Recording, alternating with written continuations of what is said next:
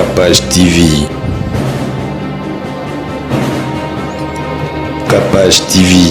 Ngala ebisa bato ko ki ma famille po ezana misala mabe soit ezana ba problème boki makila wana tia. Po makila yango ndeza base bato via mutu eza makila. Soki makila no baby ato simba million osala eloko. Okokena na kwanganga. Obi na sasa mbongo kisi ya mbongo soit kisi ya na koma mboye nazala boye. Nganga ko tala video ya video ane lote. Il faut defa ba étoile bato mususu. So ba ngozo ba defa ba étoile ya ba voisin te. Faut ça ba étoile za propre sang na yo moko makila na yo moko. Comment yeso akol ba ke makila nezo me alliance asika. C'est ka yeba ki ba famille to bimana ngo basala ba alliance bato ba ko bonga te, bato ba ko avancer te. Comment muto za na poto bando kinda 10 ans mikande za rakate.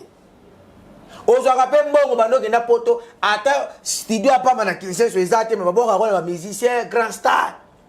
Ya kombo isa makila ana bete makila pona ninga kata batu musu bata makila kindumba basala alliance na makila na bango o mata mtata na ndawa libala mesoka sali kindumba ta ko ka bien leza ya ba musu bazolanda nga na age 52 ans aza chez les parents espoir ici azolo ba ici babi mariage coûte si la ka déjà ba musu bakata déjà 45 ans bako bala te ngaso kutana nanga 39 ans ngaso kutana ngo sana kondima nyoso zu solution mama ala zaki na kondima asambela ne quelque part aya juste solution ya zone l'église donc ça va censé ressemble pas na autre ato no catholique ozalo musulman yo ka to sali service esili soko yo ko lwa kena tikala utikale okay soko bakete na yeka na bulamu na ngana zonga ozongi na yo mama kapasi tango na pesa ba verset biblique mwenga na bible na mutu ezawa na mutu seke na ngona mutu na ko no soma yo zo na mutu yate ko te afungula ki page mo te ngana ngona mutu po ngana na révélation makila okay na Congo ba na révélation à des choses de mauvaise à l'instant ça c'est moi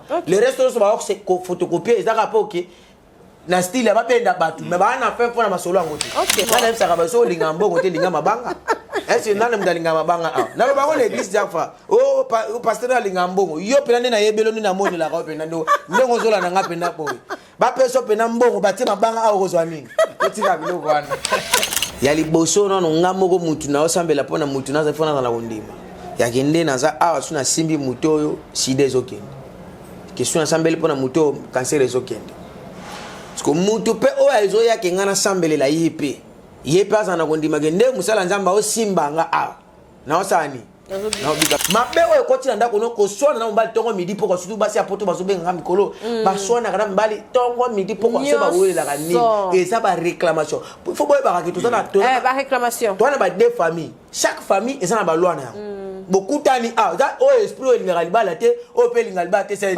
ekutani so ta ba moni boza bomoko ba tell no confusion.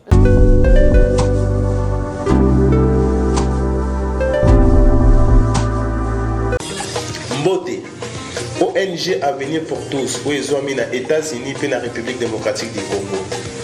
Na souci à kosunga bandeko na biso batikala na Angola pe na République démocratique du Congo et memeli biso ba service à ligne ndakisa boutique aide alimentaire pe service ya Easy Cash International kotinda mbongo na famille to na bato bazangi ba moyen kopesa ba don pona ba orphelinat. Il y a des fois totinda ka mbongo na famille basaleli yango na ba besoin mususu pe batikali kovanda nzala pendant mois mobimba. Grâce à ONG Avenir pour tous kende na boutique aide alimentaire ya Avenir pour tous na Google www.avenirpourtouscongo.com okokuta biloko nyonso ekoli etekamaka na RDC sala commande na yo passer na paiement avant ofuta okokuta esika bakomi expédition tia adresse ya Congo commune quartier avenue numéro pe numéro ya téléphone ya moto ko recevoir biloko passer na paiement na yo équipe ya Avenir pour tous ekokende rapide na adresse au chaki na Congo kino na porte ya ndako et livrer commande wana na famille bazui pe basepeli pona kotinda mbongo kaka na site ya Avenir pour tous kende na Google www.avenirpourtouscongo.org okokuta formulaire tchaba information na yo pe tchaba information ya moto akozwa mbongo na Angola to na Congo tcha moto ni kotindela ye passer na paiement osilisi kofuta okozwa code na email adresse na yo pe sande kwa kene ko récupérer na Angola akozwa yango na Ojawenda na Casa Dubai akozwa yango na Mabor akozwa yango na Kalemba de pe bisika ebele na Angola na RDC ako récupérer mbongo na ye na Lemba Super en face à Food Market na Victoire, na marché de la Liberté, na Njili quartier 12, toza na Matadi, toza pe na Kimpese, toza na Kasangulu, toza na Bomba, toza bisiki ebele. Pour plus d'informations, benga biso tozali en ligne 24h/24 na ba numéro na biso oyo, okozwa biso na WhatsApp. +1 859 888 45 43. Benga biso à tout moment tokoyamba yo, toko assister yo pour que osala commande na yo, to otinda mbongo na Angola, to na RDC na pete nyonso. Avenir pour tous, solution ya mabota na biso.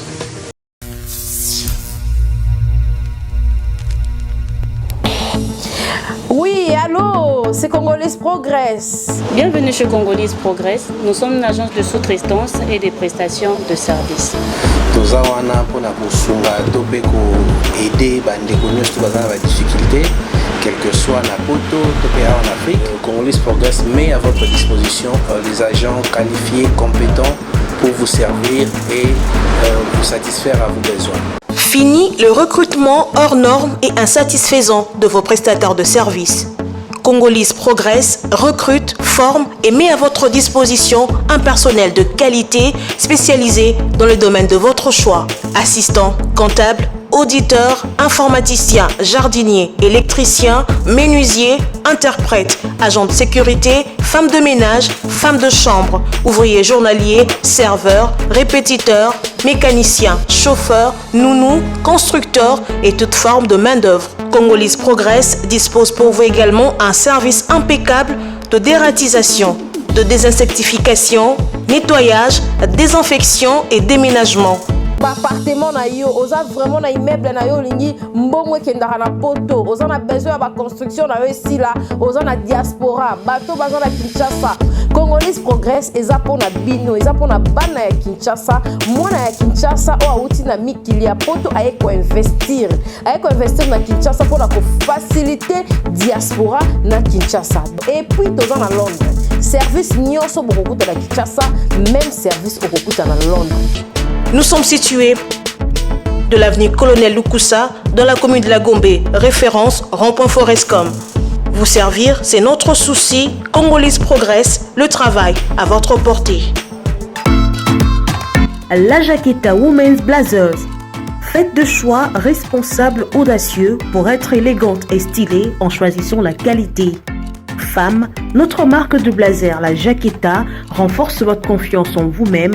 Désormais, vous marchez avec assurance.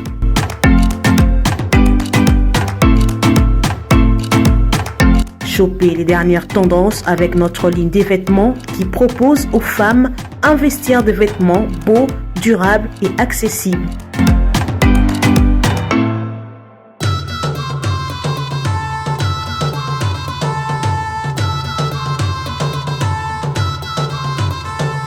Passez vos commandes sur WhatsApp, Facebook, Instagram ou encore sur notre site web et nous vous livrons partout dans le monde.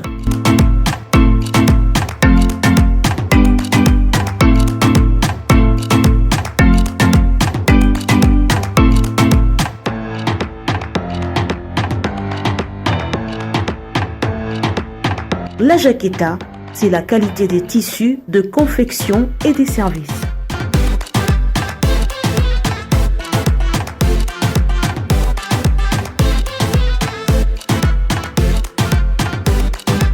La Jaqueta Women Blazers, le meilleur de femmes.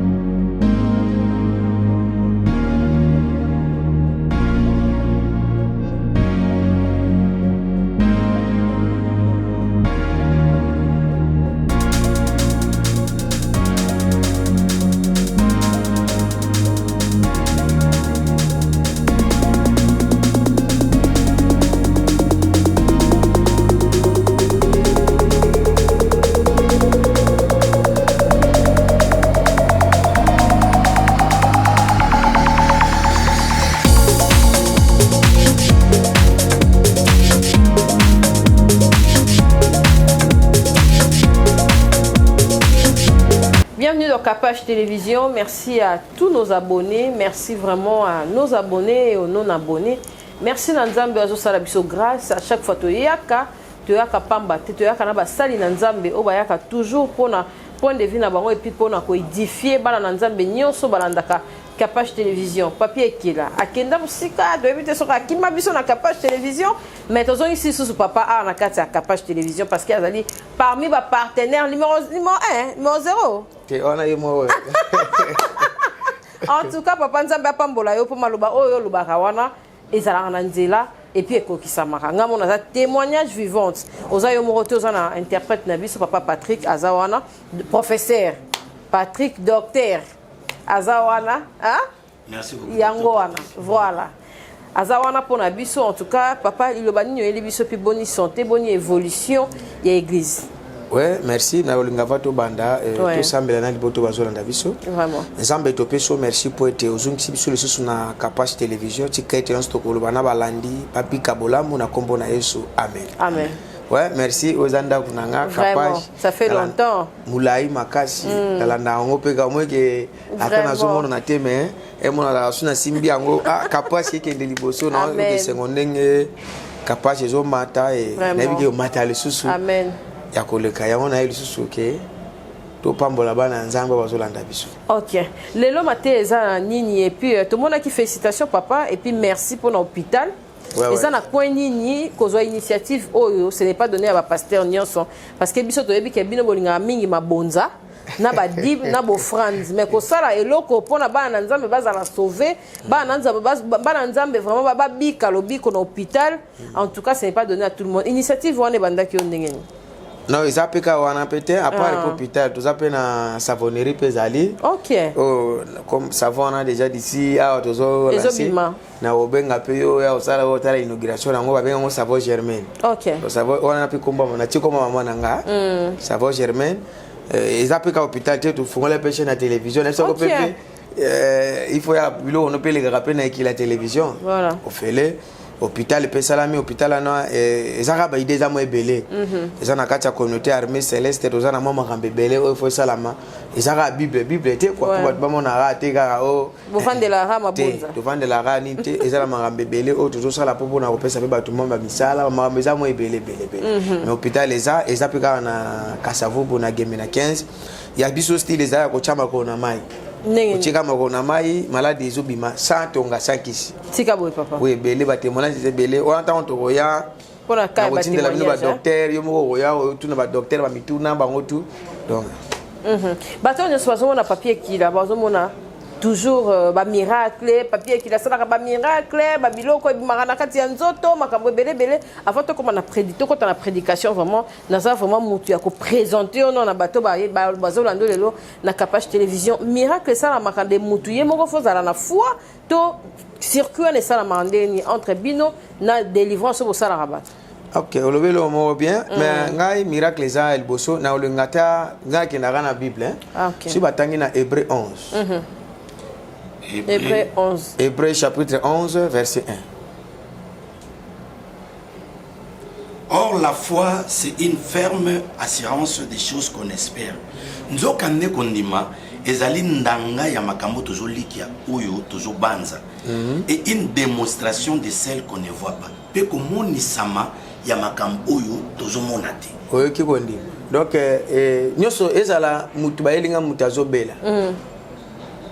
Ya liboso no ngamoko mutu na osambela pona mutu na zafona na kondima ya kende na za awa suna simbi mutu oyo sida ezokende question sambela pona mutu cancer ezokende parce mutu pe oyo ezo ya kenga na sambelela yepe aza na kondima kende musala nzamba o simba nga awa na osani na obika donc to ndima no biloko oyo nano to moni te bible lobi do mukilo moni o ezala na ngona jar mote menzambe emoko lo mukila nzela ya kufwa abike moyezala moyezali buto ekoma buto ekomi pole ezala pole zero nyonso esala magasin na kata kondima même na Capage Télévision oyo ibandaki no na esprit na sala Capage Télévision pa Capage Télévision le ngona esprit et comme une réalité ibandaki na kondima donc ndimi za biloko tozomona te mais to ndimi ezali payer ezali. OK, en tout cas amen papa moi lilo bana bata goma vato banda sko sujet na biso lelo ouais lilo bana bata goma ezaka ke Nzamba sunga bango. Amen. Tout sambela pe pona bango nganyo so na bi ke nzamba déjà komi ko tcha déjà kimia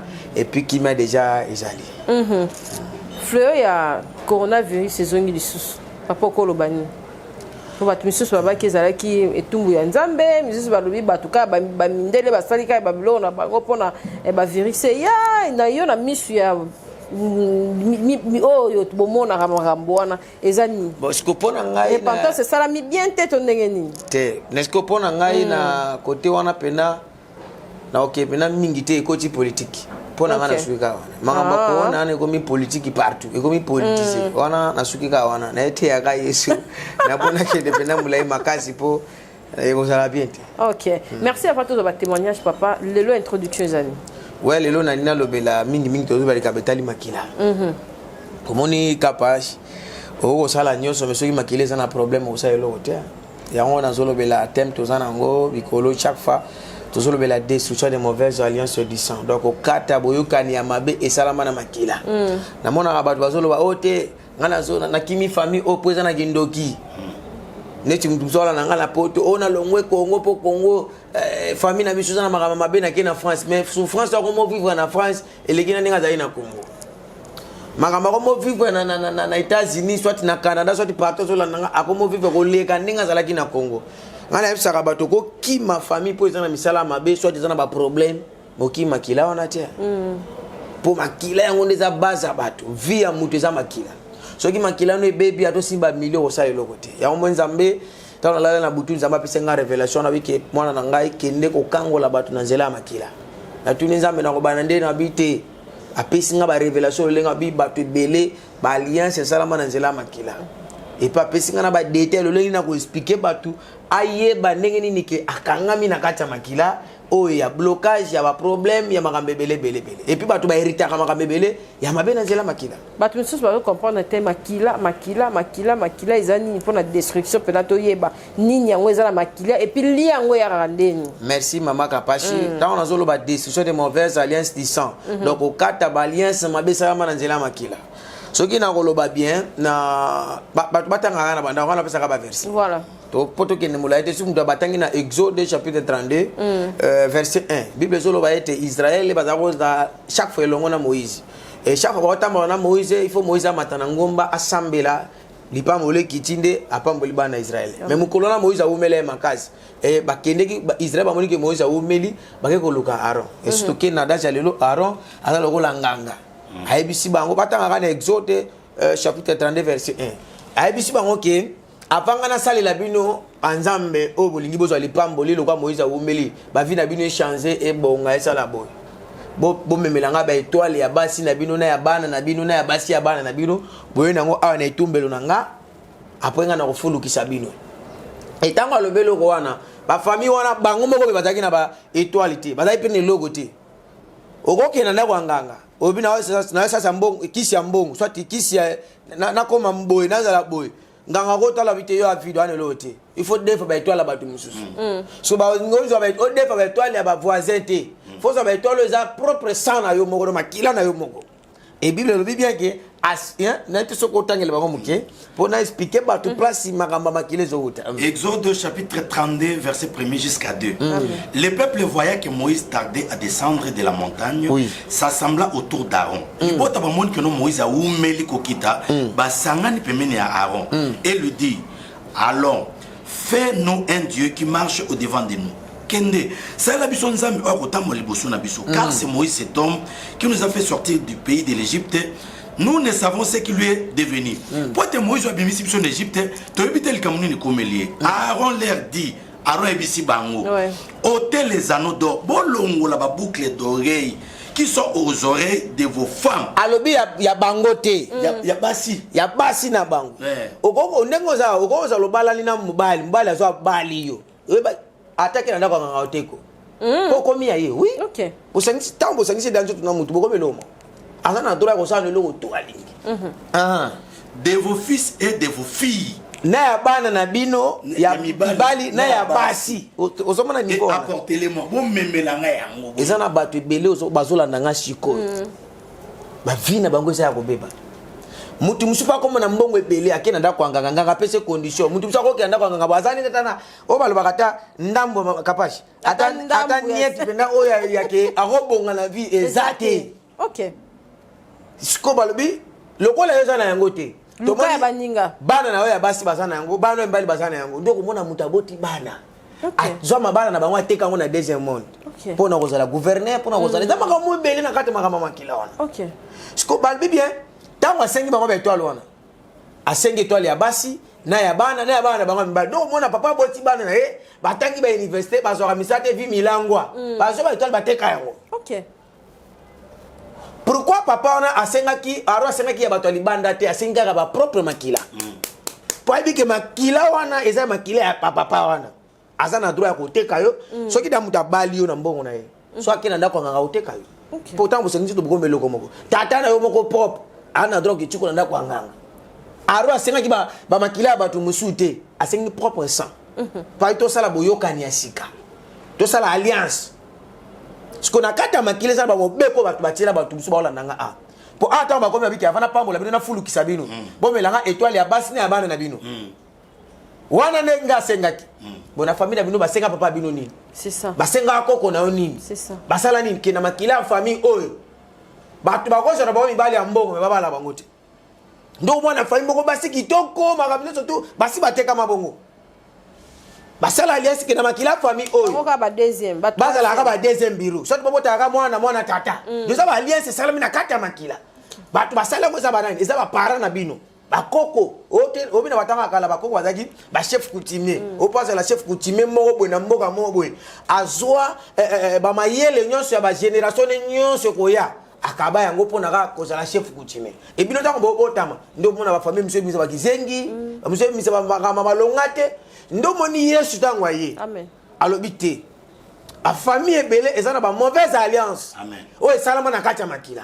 yango ngana yaki pote na koti bango na alliance ya sika soki totangi na Matthieu chapitre 26 verset 28 nde bisika Yesu solo bake ngana bino dosala boyokani ya sika soki Yesu alobi ke tosala boyokani ya sika seke boyokani ya kala ezalaki so boyokani ya kala ni bozala na kati ya ba famille na bino tala banda mutakenda poto azana libala ko azana libala te les mêmes makamba zo vivre makamba mane ba vivre kata bazala kana bo bébé bana mike pa ba mama na bango ba musu makamba zo vivre makamba papa na bango vivre na famille yango ya zo vivre parce que ba makila wana ya mabe il faut ko kata yango o kata yango ndenge nini il faut kota na alliance ya Nzambe amen Nzambe basala kana alliance basala alliance nini papa basala ka alliance yango nezo loba aw Nzambe azaya mutu nyonso mazape ya mutu nyonso te batu nzo ba ote Nzambe azaya biso so soka azaya biso so bokoza nde bo vivre bote Nzambe akotaka na bato basala ne boyokani amen po alobi awa bien na Matthieu chapitre 26 verset 28 alobi ni car ceci est mon sang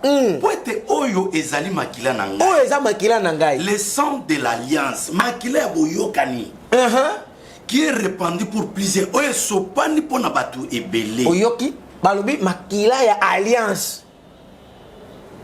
Comment Yesu akoloba ke makila nezo mema alliance ya sika seka yebaki ba famille to bimana yango basala ba alliance bato bako bonga te bato bako avancer te comment muto za na poto bando kinda 10 ans mikande za rakate ozwaka pe mbongo bando kinda poto ata studio apa na kinseso ezate me baboka ko ba musicien grand star ya Kombo isa makila réclamation ba réclamation makila wana ndelisa bato okolongwa Congo oke poto to ke na Afrique ici partout sur la nanga so bana pa makila suka na ngo zonga yana bato mususu atasali 30 ans na poto solo makila famille na bango oko sekretouver na mboka oko musutuka ka ozoki wapi na Congo mais Yesu alobi bien makila oyo bozolinga bomela eza makila ya sika donc ezo bo makila ya kala même Pierre po akoma Pierre azalaki nono mutu moko molobi mbisi azalaki na makila ba péché po alongo na makila ba péché akoma na makila oyo ya Yesu akokomisi apôtre amenaki makila Yesu batu musu balo baka ote Yesu sopaki déjà makila te Bible solo bakata ki musu na nzoto na ete asambela ki pona vino etamo muta meli vino abeza makila nanga ngai penza mapesi nga révélation muta ko meleza ka jia rouge ka même on nga partout sombi yango na sambeli pona yango o meli ato zala kina malade ya niveau nini wala sio wote pana yo mo papa te ate uche pana ye ngana ba prière na pesa mai sute ka jia rouge non on a pas révélation ya makila ya service ya makila mai peso que c'est na sambela pona mai na sambela pona mai pona ibandeli mulimo sada bilo boya mai parce banga ko yango comme ça ja makila te omoni na ibandela mukili bibe solo babia bilo ba reporter sa mai te maka pa sala ka une semaine so kola to ka ndini ta ka journée mo o ndege mimini mais bien solo ba bien ibandela mukili so tangi na jeunesse bilo so ba ke molimo na nzambe tambola ki likolo mai ba bebe important sa mai te esprit de Dieu mauvais au-dessus des autres et tambola ki likolo mai molimo na nzambe evanda ki likolo mai bosaka na mai te mai za très important ana bete makaba makila pona ninga kata batumso ba makila kindumba basala alliance na makila na bango o mata mtata na ndawa libala mais soka sali kindumba ta ko ka bien te esa makila suka na ngofoni azonga shilbango isuka na ngoni alelaka nde zamba pesi nga révélation wana amen ke boya ezela papa na yo ezela koko na yo akenda ko sala ba alliance na ténèbres pona ko somba ba vie na bido bo souffrir lokola yo zondi ba Jésus Christ de Nazareth aza capable la nyonso na nzela ya service oyo tango meli yango na sambeli pona yo o te na makila famille biso basala alliance bat bakufaka na 50 o même malade oyo yango bat bakufaka nango e pa na yo ko simba te so pesi confiance amen exemple lokola na sana témoignage moko ya mama Chantal tozo ngo alors oui témoignage ya mama Chantal mama ona sana âge ya 52 ans na makila famille ba lobi ke azwa na ye mibali ya mobala rate ya magabneso baba la ete mais tanga kutani na ngana sele service wana ba mobali na poto atiki basi na poto atiki basi na kisa aye ko bala mama wana 52 ngani na pamboli mariage wana mais na pesa ki prophétie na c'est que alo ezusi la te zamba ko visiter na kati makila wana lokwa nzamba pesa nga révélation atala ki ngai mwana te matala ki nga lokola motu na nzambe yana batu mso azola nga awa tellement ba décevoir bango pana bato ndenge na ndenge azomona bato nyoso ba ka ndenge mo bato ba ndenge mo kote problème ezaka ndi okuta na mutu nzaba bongiselo na vie tango kokuta na komona ki makambo ne ko solution next mama Chantal na 52 ans abala kate abota pena mbali msusu me babala ka yete même ko la kuta ni nanga na sele ka cérémonie oyo pas quelques jours mobala ya bali pe na pamboli mariage nete soki na régie ba ko tela biso image wana tozo témoignage oyo ya liboso et puis tozonga pour continuer la prédication ya bisona papa papi et Kila voilà ça fait un temps j'ai pris chez l'armée céleste chez le prophète papi et Kila ok c'est ma fille avait quitté la maison sans savoir là où elle était et c'est le commandant donc, de la police qui m'a donné le numéro de papa prophète papier qui est là. Je suis allé là-bas et le prophète a prié. L'enfant a dû rentrer. Maintenant, elle est ici. D'ailleurs, la preuve, elle est là. Elle est en train de se préparer.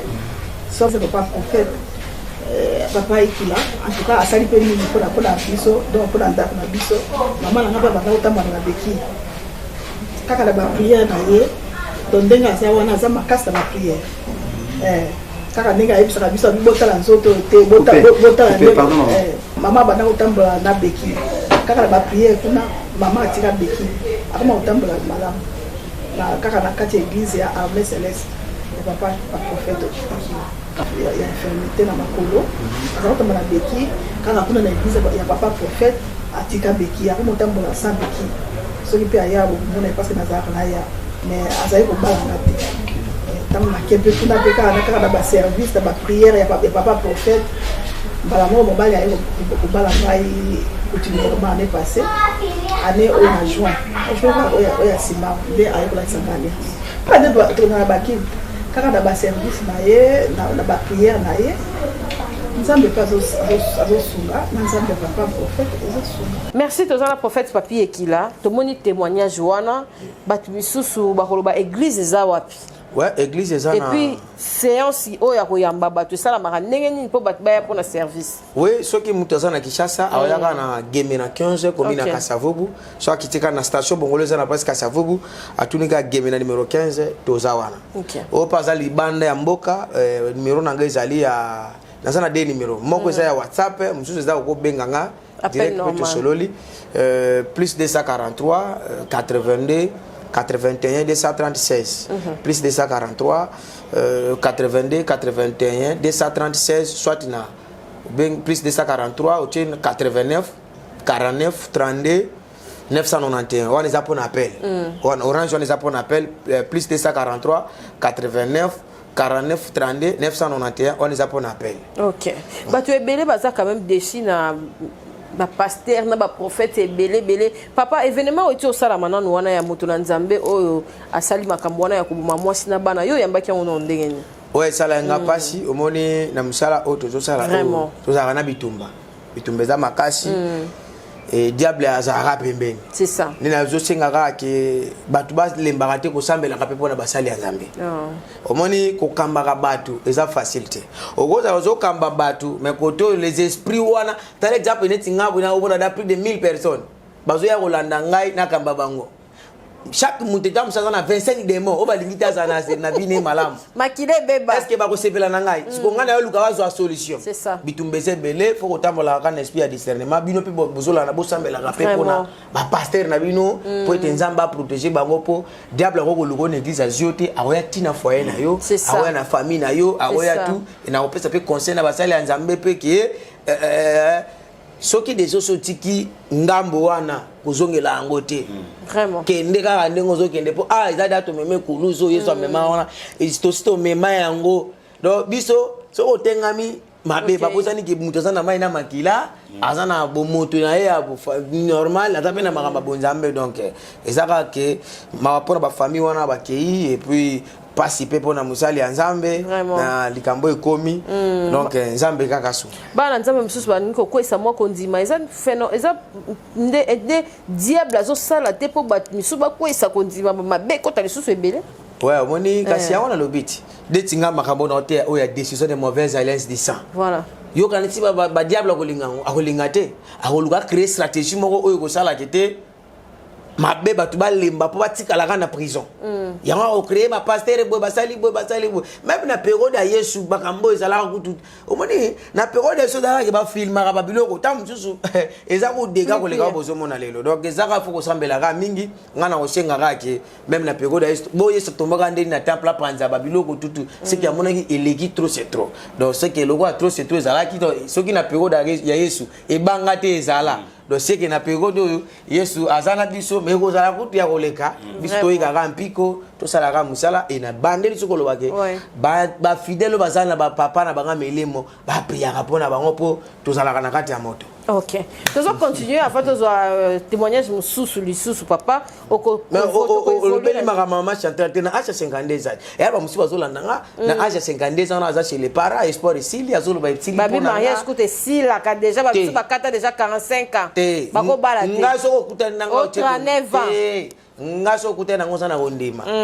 nyoso zu solution maman ala zaki na kondima asambela ne quelque part aya ju solution ya zone l'église donc ça va censé ressemble pas na autre atoza no catholique ozalo musulman yo ka to sali service esili soko yo kolwa na tikala utikale OK soko bakete na yeka na bulamu na ngana zonga ozongi na yo kande boko wela banzimi te ba wela banzimi te yo kana solo mo na ko kangolo mais so za yanga to zaka yanga te OK do o yangai azaka yanga ba o ya biso pete bazaka ya biso te ngaza na mutu moko boye peko mo boye avana longa pasi na zaka liboso na église na kende bo aya pesa nga $5000 ka pona futa loyer ya na so garantie à place wana e ya kenana ya za munimna ngate me bandi baza ba fidèle na atam da pesa da $1 azaka te me mutu ayene ka libanda na sambeli pona jumira apesi nga mboko garantie $5000 abizwa mais na sambela kana yote na yeka na so solution kwa solution nga mboko garantie yango esili ezala ngoteka fokanga mutu soki mutu aza yo ngako wela mundimite ngala fora wela ndi Yesu. OK amen papa tozo continuer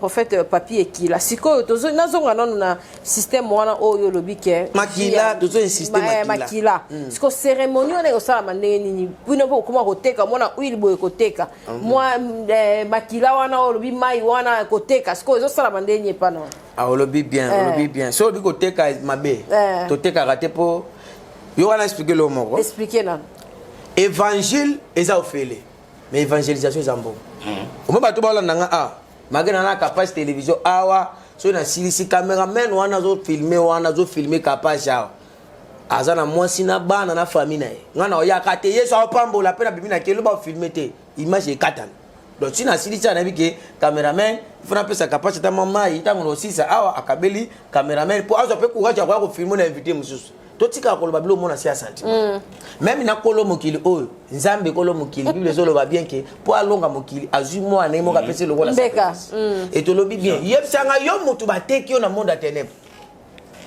bapara wana bakenda ndako ya ténèbre na extrait oyo totoloba chapitre 32 verset 1 bakei epa ya aro asala baba dia mutu apesi bango condition bapesi ba sacrifice si yo mutu basi bapesa ko lokola sacrifice yo kazo ko makala na sentiment bo jamais yo peut faire l'effort de sacrifice et ça na ba service mutu esengi osala sacrifice sala pona bolamu na yo esengi osala te okosala te et ça tu musu na sambeli pona makila so esengi ki sala offrande osali so que esengi osala te okosala te et puis no obligé yo te osomona donc ezama kamteke to tekaka te évangile eza ofele mais évangélisation pour mutu ala nanga na poto wana o azola nanga siko apo ma sida apo ma cancer apo ma makambe beli zo déranger na vie mais nzamba permettre ala nanga tamso abenga ngana sambela pona za solution mais ce que a vu solution à soutenir ngama beza hein et ça nga su courage loba mona nga su loba mona nga su loba mona nga su si to mona kapasi boy c'est ça makambala vraiment ngana bisa ka baso linga mbongo te linga mabanga est-ce que nana mdalinga mabanga ah na loba ngole l'église jafa o pasteur linga mbongo yo pena na yebelo ni na moni la ka pena ndo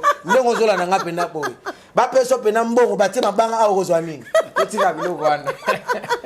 Merci l'homme de Dieu toujours continuer. Témoignage Jamy Baleza Nini avant de continuer ce épisode. Oui, témoignage Jamy Baleza Ali on a maître avocat. OK. Maître avocat on a aza atambul presque l'église belé.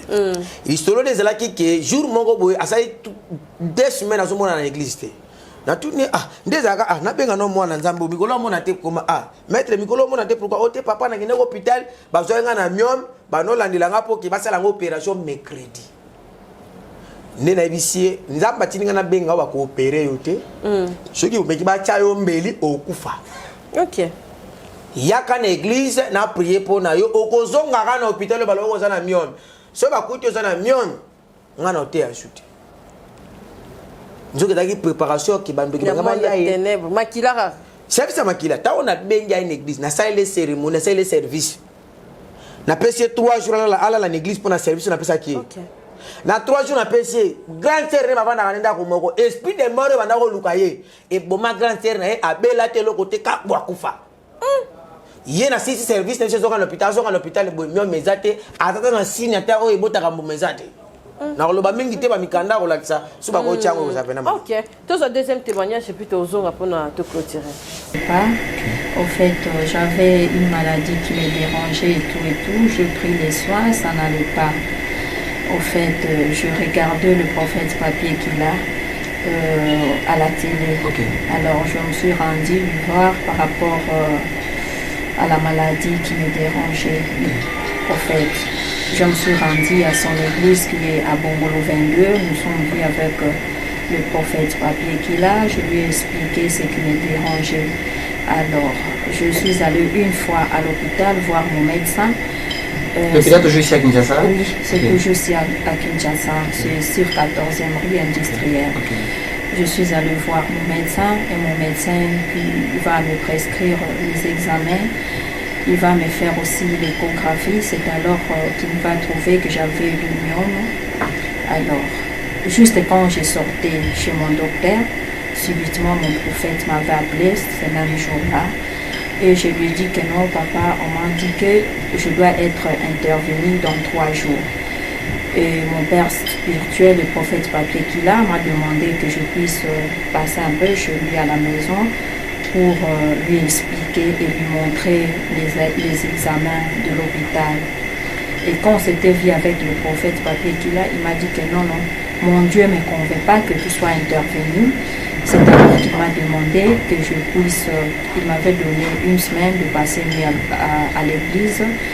En fait, je passais pendant 1 semaine la nuit à l'église et le prophète papier qu'il a passé de temps en temps le petit matin pour prier pour moi. Il a prié pour moi, il m'a donné l'huile que j'avais oint dans le ventre et il m'a demandé que je puisse rentrer à l'hôpital. Je suis allée voir une fois de plus mon médecin. Il m'a prescrit encore l'échographie. C'est alors qu'il verra qu'il n'y avait plus rien avec moi.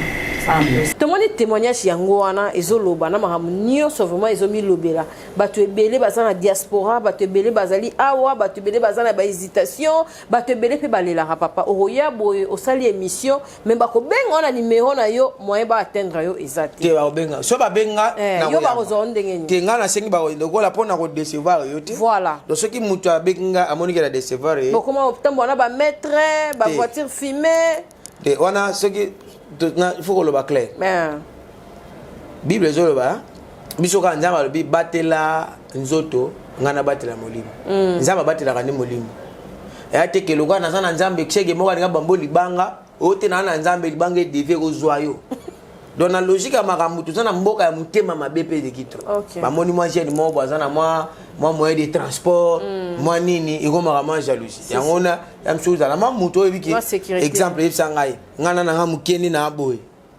mwa 4 personnes bingai babimeli ngai si bakodukolanga nde akodukola siko mpo ezala bongo te fo mama kapachi okomona mwa mbila aza wana ana mwana mbila to yo moko osani doza na wana ndenge mabe te eza mpona kaka ke kobatela oyo oza na yango na ndenge ya mabe te mais soki moto abenga nazoloba yango bien abenganga mpona baventure te mabenganga mpona baproblème na ye nakoede ye condition à respecter on azoloba yana bato mosusu oyebisi ye makambo oyebisi ye ye alingi te alingi yoyokaka ye parceke ngai na fonctionnaka bongo te ngai fo toyokana yoyokanga nga mpe nayoki yo soki oza na problème obenga nakoyede yo nakodecevoir yo te parce que yo nde moto osali naleka na chaine na yo ntango nakodecevoir motu ma paster omoni site ya ozoyebengaka bavantire balekaka te motu akobenga nga condition à respecter oyo tokoyebisa ye oyebi ke bachrétien barespectara vraiment te bachrétien barespectara nde mais yango omoni bachrétien ebele na congo baosambela mingi me baza babola pourquoi balingi kosambela mingi koparla langue mingi soki ekomi na ere ya sala eloko boye bateya biso bongo te soki omoni banigéria na baafrike na mboka mosusu na baafrike bazodéveloppe parce que bayebi kopesa makambo ya nzambe na valeur omona motu mosusu po oyo banenge tosalame mpo na mama nzambe ebani neni mais ana problème miséré ta musaka ba hôpital yebisanga le tinde ko mwasi wana obochi olanda wana ya miombe ake no hôpital va dépasser plus de $800 pour opérer mais ngana ba opérer yote abiki oyo ba sombani asomaka kiti apa mona vendre la l'église na se sombaka kiti wana ola misa 800 abisi 300 yemo ka kena sombeli kiti oyo église na vendre ka kiti wana elimushi mio mebiki simutu vraiment mais oyo bona mutu azo alingi na ye amelaka nde bakisi oyo minganga bayebisa ye nzoko maladi aza nango eza ya kindoki ya famille esenga babenga nango na loboko ya nzambe sumasiya etika ye kaka kisi ye na motusu bakoma baesclave mbongo nyonso esilaka na bakisi mbongo nyonso esilaka na badepense bana babelaka ntongo midi pokwa ntango oza na mbongo te baprojet ya kitoko soki mbongo ekoti baprojet nyonso ekili ntango ekosila ale okomi komiri tuti fa nasombi eloko oyo nasombi te tu wana eza bademoniake omona na makambo ya nzambe bato bakomaka kilo me na makambo apamba oyo te tobwaka babwaka nga basala nga boye wana nde bamonaka mopao ntango akokweya bachrétien ebele mpe banéglise baza bongo ntango ozosengala mosusu botya boye mpo na construction église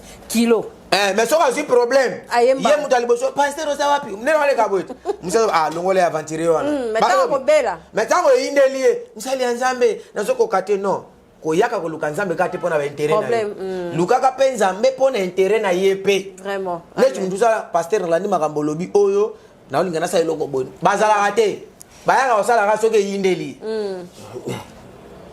nde omoni siko bazokutana mpe na baaventurier oyo ke oli asunga yo askroke yo na mbongo na nzoto na molimo na nyonso ale yo mpo ozwi bato wana te okoti bango na jare ya bato nyonso te eza mutu na mutu aza na ndenge nini azo évoluer ngana bana na bandi musala oyo lelo déjà nazokende déjà ta ba 10 ans yango nayebi te nazotambola na musala na nga oyo eza na place moko te mutu alobi ke o prophète ezalaki boye te vraiment moto na nzambe makila réclamation esalamaka ndenge nini tozonga nano na sujet mpo toyoki déjà kosilisa et puis nani oyo akoreconnaître ke ndenge nazosala boye naza déjà réclamé na monde ya ténèbre parce que bato mosusu akozala aza réclamé mazozwa na ye omonaka mokolo mwa mababu akoya kufi akoya atikali par terre nanga nazalaka na mbongo ebele mais omona asuluki asécurité voilà bato ya bongo bakoyeba ndenge mpe bakosala so okoremarke lolenge nini ke oza na kati ya ba alliance ya makila mabe. Voilà. Exemple babota mama abota yo, mama abota bino. Na pesa ka ba sino ko remarquer na kata famille na bino. Mama abota yo. Ba bota bino nyo surtout na mariage normal te. Ba bota bino ka mwana tata. Yo po ye. Oboti yapi mwana tata baleki no pendeki moko. Wana we ba kozana kata makila. Deuxième étape. Papa bino laki mutamilangwa. Yo pe mutamilangwa. Leki no kula mutamilangwa. Donc soko remarquer eloko moko na kata famille na bino. Et puis 2 3 4 personnes. Na yo na 4. Héritage ya makila. OK. Po eloko makila ko ote na famille na biso yaya kufaka na diabète. Noko kufaka na diabète. Wana pa kufaka na diabète. Biloko wana ezaba héritage fani na kata makila. Donc faut ko kata yango ni Yesu yeye alobi bien ke na nzela ya makila na ngato ko sala alliance ya sika. Mutu asala alliance na Yesu ya sika. Ata batindi esprit ya koluka yeko zoete. Amen. So totangi na 1 Corinthiens. Non, zona na Exode 12:13. Na la kisabatu wana place ange ya loi alingaki koya ko boma. Na Egypte koya ko bebisa ba via batu. Mais Nzamba lobi bien. Atindi ange prophète a dit kende ko yebisa bango. Bazo mwana mpate bakata emutu. Bazo makila ba pakola na ba porte ya bandako. Tango ange ya loi koya pona ko bebisa. Tango komole le makila akosani akosote yana batu misozo la nanga. Na makila ne batine lega batu bako tikele maladi. Batine lega batu bako nyokola ye. Batine lega ba venturier, batine lega ba escroc, batine lega ba bato ba ko memele passe na vie. Mais ce qui osana makila ya Yesu na kati na. Amen. O mona ta muta misala mabe a epa ibe tole na ote aleki. Tangale Ouais. Exode chapitre 12 verset 12 à 13. Ba o moins ce que muta jure révélation makila. Ta on appelle ça verset au moins na fonga la Bible. Mama kapasi ta on appelle ça verset biblique. Au moins na la Bible. Na mutu. Ezawa. Na mutu. C'est que na ngona mutu. Na wewe wewe soma wewe yozo dangana mutu. Ya te ko te afonga ki page mo te. Ngana ngona mutu. Po ngana na révélation makila. OK. Na Congo ba dans la révélation des choses de mauvaises alliances ça c'est moi. Le reste c'est photocopier ezaka pa OK. Na style ya bapenda batu mais ba na fait fona masolo ngote. OK. Yo pe no fanda ngana na 15e édition yango yango. OK. Yana partout ba sida kei, ba cancer kei, même on nanga partout. So benga cancer mikolo yo na poto. Na ba témoignage na kuda plus de 20 témoignages ba cancer wana. Ngai saka ke muta benga na kondima connecté ato saona webise abenga ba ke campagne sunginga na vie. Vraiment. Tangi la mission Exode. Exode chapitre 12 verset 12 jusqu'à 13. Cette nuit-là, je passerai dans le pays d'Égypte et je frapperai tous les premiers-nés du pays d'Égypte, depuis les hommes jusqu'aux animaux. Et j'exercerai de jugement contre tous les dieux d'Égypte. Je suis l'Éternel. Le sang vous servira de signe sur les maisons où vous serez. C'est là, docteur. C'est ça. Batu o bayaka yo batu bayaka osala batu mabe bayaka na nzela nayo. Batu bayaka osisa karela batu bayaka na makila na nzoto nayo. Parce que ça na makila libabe. Batu bayaka ko China. Batu bayaka ko China. Oh jemo ka bajoka bayaka ko China yo. Yo so kala bayaka ko China. Vraiment. Ba ko tena o ki Mario. Sobo. Ba esprit moko malamu te da libabe. O to beka ngona langi da mpoka. O bi mpoka. Donc botutu. Suka. Uzona nangai. Mais balobi makila oyo ko tana porte nanu. Et ko sala makila oyo ko sala ki ange aliwa so ki aye moya kota ndako na yo ezate moya bebisa yo ezate ebele bozo beba okomona ba otini loka mbala sana maladi abimi na yo apeso ka $100 ebomi carrière na yo ebele mukoloni no okomona makila a chance que président de la république avandi balobi ngana sipe na fiyo yo zo ka mbala bakuluna bamelidiamba makila li babete makila ba escroc ba gigolo ba frapper même basi ya escrope bazali makasi omani basi mususu so banda kolelo koka kitipa lokola ma anuarity mais diable on va voir parce que yo osala makila batini la oka basi ya miyibi basi yo batambola kaka na infidélité vraiment oza basi mususu azo ila nzambe sunganga nzaba sunda pese ka mandaku mobala ofutile ndaku mais ndoka ndaku wana sembali bafuta ka vraiment mobali soka kotaka bimi yepeta ngo bima akia ba bimi ne bakene tu wani za maladi mabena makila Parce que yo soko za makila malam nzaba ko kuta nsona mo sande wana te vraiment il faut changer nzela ya on a sengi yo papa moi si mo balo zola nanga même on a poto zola nanga moi si wana nyoko la parce que ozana makila libabe muto atana makila libabe bakuta ntaka na bashi ya mabe misala pe ya souffrance makamno soka comment osala bisika ya mbongo ba futote ozonyo kwa ngalo na sila mamu tumususu ali na biro nanga o papa ni na ngasa ke pa ministre kabela ka bato so mbongo mais tour nanga lo bakazela ina ye bakazela si zali bakila eza bele biloko on a ça mbala za mbongo ebele mo bona bandi kona so sunga bango basa makanga so bela mapango mais babala eza problème mobilité makila ozana yango nde yaka baswane yango okangolama papa nga kuto soignanga na koma na nzela na makadam tokutana kiti oui makila za kabe makolo émission to sala ka émission ndeko na ngai délivrance ebandi mais osambela na église na haute est na baki koma mo ndivina jamais non et c'est simple tango esalami po ezali ndima yana batu moko kutani na ye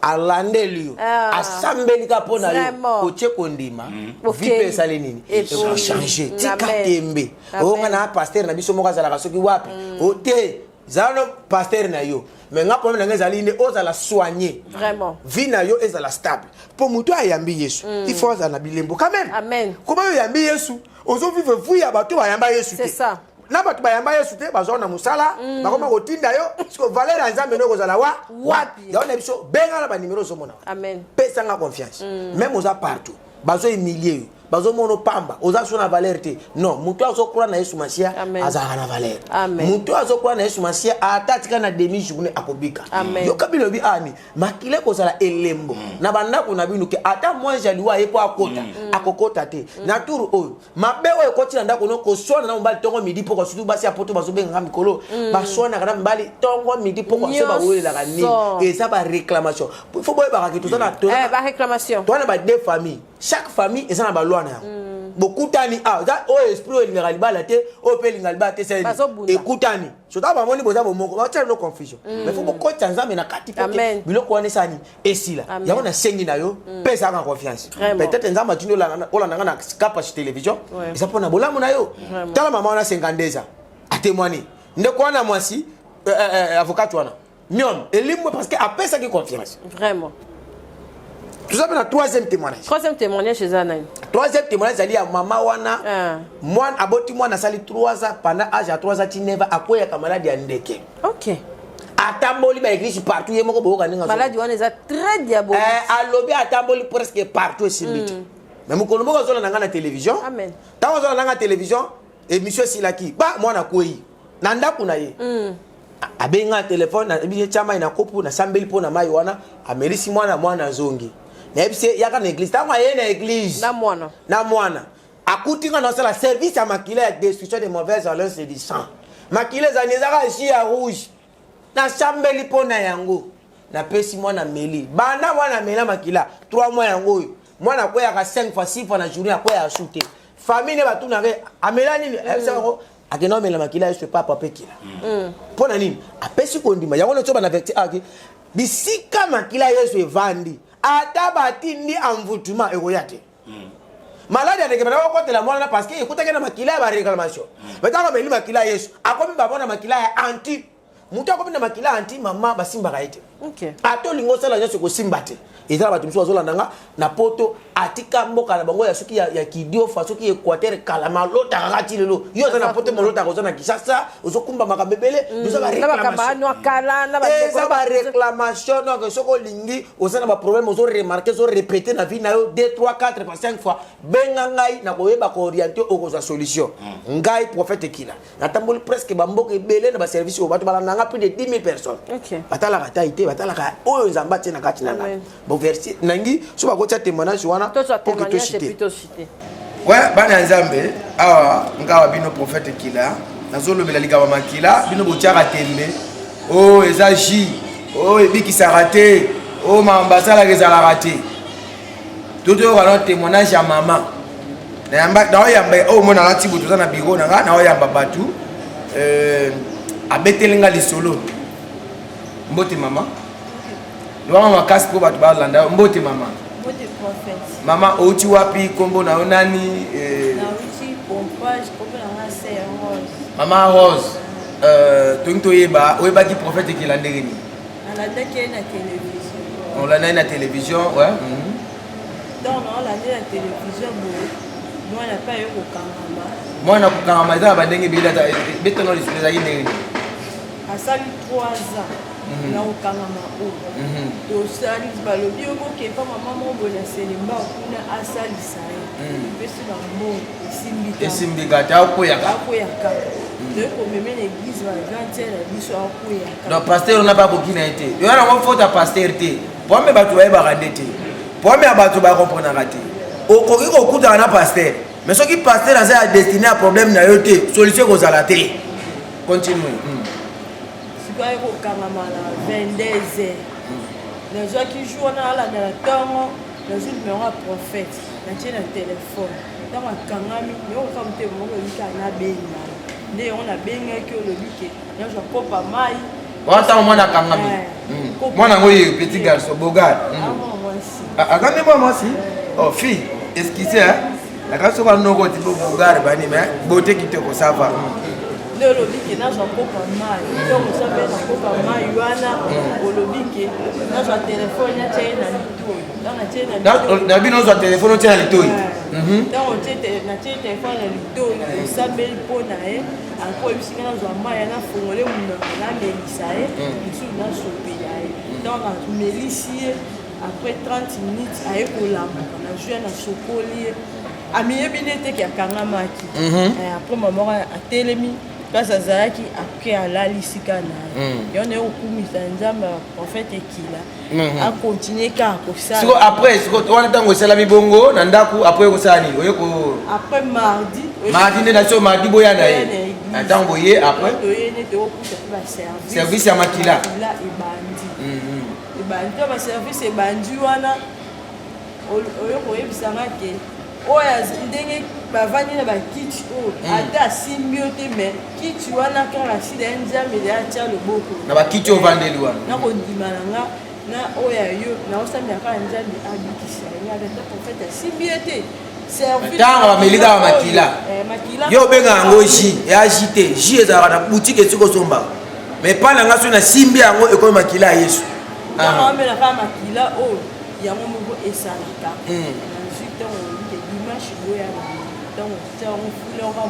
na fule oka mpepe tozongi na ndako napesi naotala na okanga banda 3 ans banda jour wana si lelo combien de mois 3 mois akangamaka te santé mpe ezalaki ya kobela ere nyonso sava donc mwasi kitoko dia balinga siko bato bandimaka te omaka basalaka ezalaka te mirakala ezalaka lukuta bato balobaka bongo bapase baka na nguya te bazobanga bandimi bakima baeglise na bango nde batiaka badiabo yo koyebisa bango nini oyo bazolanda na ndako batiaka tembeke ezalaka te service nini wana yo kolobani ngala koyebisa bango mpe baya baya komona mpo nga mpe atiaki tembe me kondima na nga moko nde ebikisi mwana ye yo poza na kaya ndenge wana ovandaka na ndako olandaka bilobaloba bato ye bandeko nde mpe banda odécourage okende pa ndoki wana te si vrai ndoki ndo apesaka solution ndoki ya mabe oyo abwakeli yo malade wana ndoki ya mabe oyo abloke yo me biso oza bafrai ndoki oyo tozodébloke yo olongwa na maladi olongwa na baproblème oyo babenge yesu masiya na nzela ya makila okokangola yo oyokaka communiqué ya makila oyo négligeaka tala mama témoine etikali yo merci maman zaba pambola yo. Merci en tout cas tomoni témoignage na biso ya suka prophète papier kila okoloba nini et puis chute na biso za wapi. Ouais chute na biso ya émission ya lelo zake bato balanda nga chaque fois na Kapash télévision so ba balanda nga pe mingi na chaîne na omoreza na chaîne na moko ba chaîne ila différent ya YouTube ezali ya normal pende to landa ba chaîne musa ba molière ba TNT ezali et qui la télévision. OK. Na wana chaque fois na chaîne na biso mais na YouTube pe ezali betika qui la télévision ba Rolanda pe biso soit ba betika ka page na Facebook prophète papier qui la ba komona ngai donc nazali wana so ko ngobengo bengana na deux numéros ezali ya Vodacom. Dans l'émission tu as deux numéros. Deux numéros moko wana ezali sur WhatsApp obengana plus 243 89 49 32 991 on les appelle appel plus 243 89 49 32 991 oya WhatsApp ezali 82 81 236 plus 243 82 81 236 nana lobelo o moko ezaka ke via mteza makila ndeko nanga to kende kino hôpital osala ba problème ezolekela yo bengangai zamba permettre olandanga esika kanyo somonelinga eza po ete ozwa solution solution ko zali soko zana kondima ndina otako tanga na Hébreu 11 à verset 1 ke biloko no sto mona na mukili oyo nzamba lika ke ezala pe ezali même nanga na yo toyaka na ko elika ya nzambe nde tozala o tozali yo pe soko liki ke na nzela papier kila nzambe na ko salela ngabo nzambe na armée céleste azo restaurer nga akoyeba pe ko restaurer yo e kozala penda malamu so totali na Jean chapitre 12, Jean chapitre 12 verset 44 wana pasteur okende ko citer pour to lakisa bato lolenge ni prophète ayaka na vie ya bato pour nzamba obimelo te nzamba otili loka moto Jean chapitre 12, verset 44 à 46. Or, Jésus s'étant écrié, celui qui croit à moi, croit non pas à moi, mais à celui qui m'a envoyé. Yesu aganya le boy. Oyo andimelinga. Andimelinga ite kasi andimelinde oyo atindingai. Et celui qui me voit, voit celui qui m'a envoyé. Pe moto oyo azo monanga, ako mona moto oyo atindingai. Je suis venu comme une lumière dans le monde, afin que quiconque croit à moi ne demeure pas dans les ténèbres. Na eloko la pole na tina ete moto oyo akondimelanga aubela na molilité. Voilà. Musala nanga ezali ke na ye pona kosunga mama moko olandanga siko. Papa moko olandanga molili ezanini eza malade ozanango. Amen. Célibat ozanango. Blocage ozanango. Makambo ozana yango. Soki nzamba yo kikolela bana na ye. Okoza ozana ndako nzambe likambo ko sila mukolo nini yango atindinga olandanga na peso solution. Yes, on le Bible na ye awa. Ate mo ndima ngai te. Opo na jeune. Ote po mo ba pasteur so ba rande mo. Mais ndima ka kombo na obimisa. Oya Jésus Christ de Nazareth. Oya bikisaka. Oya pesa ka solution. Alobi nanga benganga. Loba likambo na yo. Pesa confiance. Atindinga na longolo na molili. Amen. Po okoma na lumière. Molili ni nozana yango. Ya ko bota kana mbala bato. Ya kozala kana msala ki journalier ya kolia kana sima bato vraiment age zo poussa kozala mbali ya bato escroquerie kaka mukoni ni yo poko za pe mama ou be papa c'est ça hein pour na kata mukito za période na période yo chaque période même histoire c'est ça il faut histoire de changer net na ebela ki kapashi bote yo na moni kapashi ça va chaque fois histoire de sani le pena wa su quitter makambo so changer oso mona nenga toluka mutu oyo nzamba sana kati na ye ezalaka chaque année changement chaque année changement et ate ke bana ba yebela ko vana kana kibateke na lubina bataki kibateke te bataki kibateke bazape ka bato mais yana batumta na yebena kibateke ko pena gombe mutu pe gombe ko pena kibateke parce que yo bana ba yebela yo ozalaka na mombele tilo yo kana mombele tisu kipembe okoma Kongo eza na problème ngana bazela mboke bonga o moni ta ozela mboke bonga aje sani e pusana yo pe kindoka famille sani ezo yakaka nyo sezo beba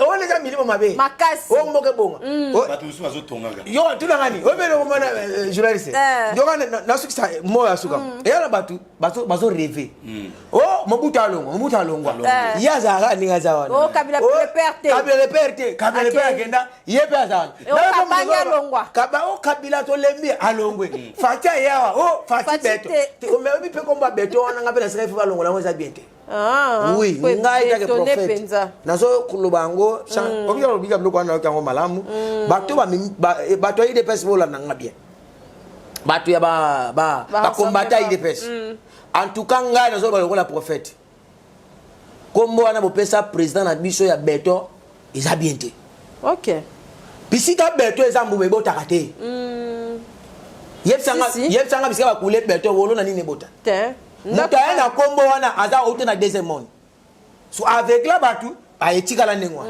fo bolongo la président kombo wana président miso alipamboli ya makama malamu kombo ya makama malamu ya ipi makama nzambe na sengi bila bino batu batambolaka na esprit ya discernement o bazana volume 100 kombo wana ya beto eza mabe mutabimisa kombo wana auta na kona deuxième monde vraiment merci papier qui la prophète merci en tout cas docteur Liloba et puis prière pour nous clôturer. Merci beaucoup biso tozali wana le porte-parole ya ekila ministries. OK.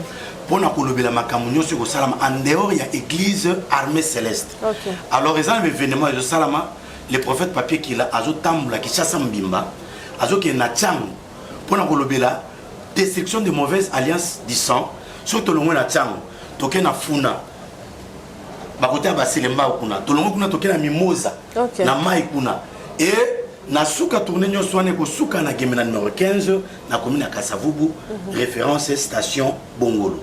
Destruction de mauvaises alliances du sang ezali eloko révélation on nzambe pesi na prophète papier qui là yende muto a maîtriser yango muto a maîtriser loko c'est que ça na solution nango ozomona yango batu nyonso baye bakeno le problème réside dans le sang. Si le sang est soigné directement, toute chose est causale changer. Donc c'est un peu ça le message que je peux donner. Nabatonio Swazolanda, voici le prophète papier qu'il a, l'homme du moment, le prophète 100% sûr. Il y a une révélation, il y a destruction de mauvaises alliances du sang. Donc, recommandation à couper ça, verset biblique nous soit autant ça, tolandae, sokolandi, oyoki, otiena misala, neokumona lipambo lanzambe, et koza nanda kunao. Pe na mboka na biso prophète azali sur likanisi ya ko sala événement munene ya mboka mobimbe ko sangana pona ko sukula ko longola botutu ya kala ba bateka ka mboka na mai na mbongo na biloko nyonso tu balongwa na kati ya mabewa na c'est ça la vision du prophète papier qu'il a ko soigner peuple congolais et batu nyonso dans le monde entier. Pourquoi pas le Congo RDC, il faut épitolama. Voilà un peu ce que je pouvais dire comme son porte-parole privé et direct. Merci. Merci en tout cas, merci papa. Oui, nalingi na sambela pona ba nyonso balande biso. Obika télévision za minute puis za ngonga. Vraiment. Yo zo na ba problème, on na ba difficulté, okoko tiaka loboko na yo place yanga ezali. Na prier pona yo, soki oza na temps okobenga nga même na WhatsApp, même na appel normal. Na ko aider yo na ba problème oza na yango ko banga te benga ngai. Nzambe na pamboli mama papa balande biso na ibandeli pe na suka. O nyosa connecter na mateya o. Atia kondi ba témoignage ba to ba témoigner. Yepé ba problème nyonso za na yango. Azo solution na kombo na Yesu. Na libérer faveur pe miracle na vie ya mama pe papa o. Azo solution na ndako na libota na ye. Na kombo na Yesu Masia tolobi amen. Amen. Zambe apambola bino. Na zoze la bino na game na numéro 15 commune ya Kasavubu, nolo ya station Bongolo. Soko za na likambo benga ngai. Ngonga noso naza awana Kapage télévision soit tout kolanda ngai na royal lisusu toza déjà awa te mikolo ekomi pena chaque fois naza awa po ete bana na nzamba pambolama soki place omonique to betio libaku komela biso to kobongisa so mo place to sungi yo bakisa susu mwa nini ekozala pena maram. Merci mama Kapage. On a matanga ya grand prophète en Afrique à Koufi. Oui oui Tibi Yoshua. Ouais eza eloko moko mutu na nzambe munene tozaka na day ya prophète bige moni nzambe bindinga memaka ba oya ye pona ngana moni ki musala na ye asala ki ekoki asasali pe ya mingi tikali biso to tikato continuer ko sala Yesu emokai. Vraiment. Merci en tout cas prophète papier qui là et merci na porte-parole privé personnel. Kotika papa te poto boya andikande mais le quoi vous ensemble bo kindi boso nzamba sunga bino et loko ya mabeko tate parce que na Congo so bamoni bat bazali ini ezaka o ekenda ke zonga ki mais ça va quand même. Merci d'abord on soit zolanda biso osai na nzambe alobi nyonso bo s'abonner na chaîne na ye numéro ya téléphone ezawana boko benga ye boko zoyer en tout cas to sala kama kambozo ka sala to zoloba metango likambu et comme ka Kapage na mona ki yamba ki prophète moko boye numéro na ye boye metango to zoloba le muso ko kolekisa partager émission oyo benga en tout cas moto na nzamba aloba penake mapamboli ya Kapage télévision et komela ki bana nzambe nzambe apambola biso pe mabota na biso to kutani prochainement. Oredezo commercial Kinshasa. Oredezo est un complexe commercial qui dispose pour vous d'un flat hôtel ou mieux un sanctuaire tranquille, élégant et luxueux avec des chambres haut de gamme tout équipées où vous pouvez vous offrir un séjour confortable et relaxant.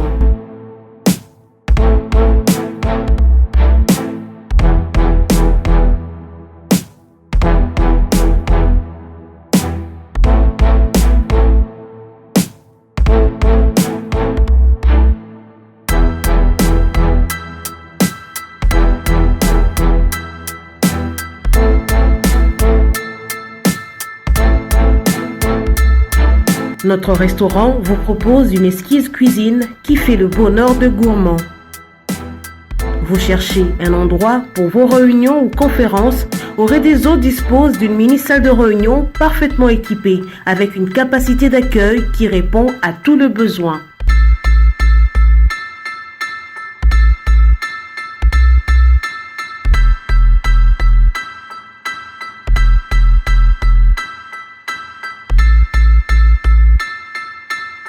Oredeso Commercial Kinshasa, c'est aussi une boutique de vêtements sur mesure au prix du prêt-à-porter pour une élégance sans compromis.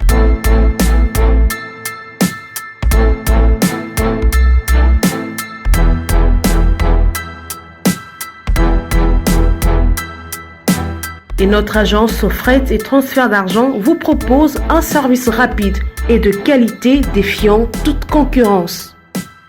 Retrouvez-nous à Kinshasa au numéro A8 de l'avenue d'Ibaya, quartier Matongé dans la commune de Kalamou, derrière la maison de la Bible, et au numéro 44 de l'avenue Baoumbu dans la commune de Matete. En Angola, martyr de Kifuangondo vers l'aéroport international de l'Angola.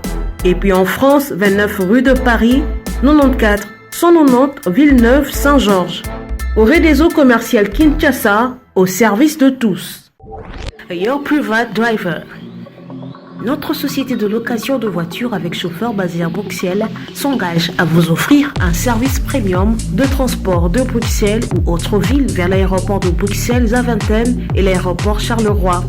Transport depuis l'aéroport de Bruxelles et l'aéroport de Charleroi vers Bruxelles ou n'importe quelle ville de l'Europe. Transport depuis Bruxelles vers toutes les grandes villes de l'Europe comme Paris, Amsterdam, Luxembourg, Berlin, Anvers, Bridge, Gand et autres. Your Private Driver, c'est aussi la location de voitures avec chauffeur, aussi à l'heure, pour vos meetings ou conférences de travail. Notre personnel hautement qualifié fera tout pour satisfaire vos envies et vos besoins en toute discrétion, professionnalisme et ponctualité. Nous mettons à votre disposition une sélection complète et variée des véhicules de location qui vous conviennent. Berline Standard, Skoda Octavia, berline de luxe exécutive, Mercedes-Benz classe E, minivan standard, Opel Vivaro, minivan exécutive, Mercedes-Benz classe V, avec les services d'un chauffeur pour vous conduire en toute confiance. Chez nous, pas de taximètre, donc pas de surprise après la course, prix fixe connu à l'avance, pas de frais cachés, payez facilement en ligne via carte de crédit ou PayPal, sinon choisissez de payer directement cash au chauffeur. Véhicule neuf et chauffeur professionnel, système de réservation très facile à utiliser, chauffeur parlant plusieurs langues, réservez directement en ligne sur un de nos sites www.yourprivatedriver.be, taxibruxelles.com, taxiairboatservice.com ou par téléphone au +32 466 24 16 94. Your Private Driver, voyagez en toute confiance. Chez MAM, pour une tenue tendance de saison qui donnera le ton à votre habillement, vous cherchez des costumes, chemises, pantalons, chaussures, des baskets, robes, sacs et autres accessoires de qualité, pas cher pour toute la famille. Découvrez notre collection.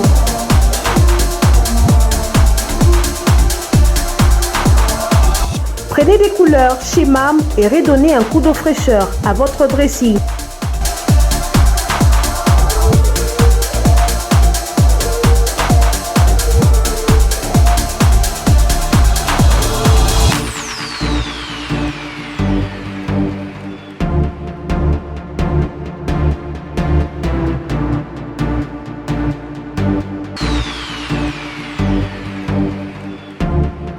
Réenchanter les fêtes avec des idées lumineuses à offrir en cadeau.